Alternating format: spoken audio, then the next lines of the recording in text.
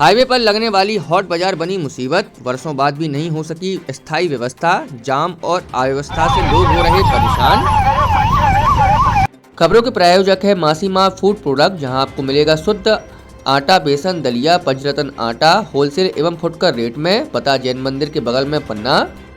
शाहनगर में हर शनिवार को लगने वाले साप्ताहिक हॉट बाजार अब स्थानीय नागरिकों और राहगीरों के लिए सिरदर्द बन चुका है। वर्षों बीत जाने के बावजूद प्रशासन द्वारा इस बाजार के लिए कोई स्थायी व्यवस्था नहीं की जा सकी है। परिणाम स्वरूप व्यापारी, ठेले वाले और ग्रामीण जन नेशनल हाईवे पर ही अपनी दुकान सजा लेते हैं, जिससे सड़क पर ही हर शनिवार को भारी जाम की स्थिति निर्मित हो जाती है। शनिवार को बाजार लगने के दौरान हाईवे पर वाहनों की लंबी कतारें लग जाती हैं। निर्माणाधीन सड़क और संकीर्ण मार्ग के कारण स्थिति और भी विकट हो जाती है।